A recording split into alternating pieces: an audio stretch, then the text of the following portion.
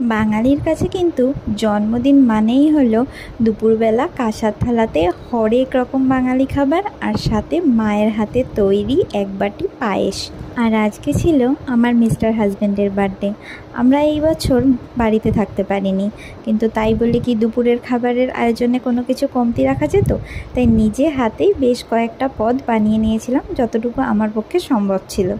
আর কলা পাতার ওপরে পরিবেশন করে নিয়েছিলাম সাদা ভাত, লেবু, বেগুন ভাজা, পটল ভাজা আর আলু ভাজা, আর সাথে একটু স্যালাড।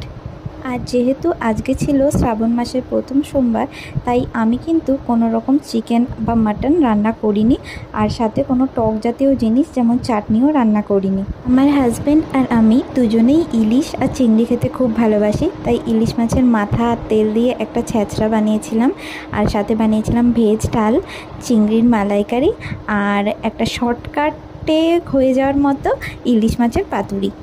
কলা পাতায় তৈরি এই মাছ পাতুরিটা খেতে কিন্তু অসাধারণ লাগে, আর তৈরি হতেও বড্ড কম সময় লাগে, আর বানাতেও কোনো ঝঞ্ঝাট নেই। আর আজকে কিন্তু আমি পায়েসও বানাইনি, কারণ আমার শাশুড়ি বলে দিয়েছিল যে আমার শ্বশুরবাড়িতে কারোর জন্মদিনে পায়েস বানানো হয় না, পুরানো কোনো একটা দুর্ঘটনার কারণে। তাই এইটাই ছিল আমার আজকে দুপুরের মেনু।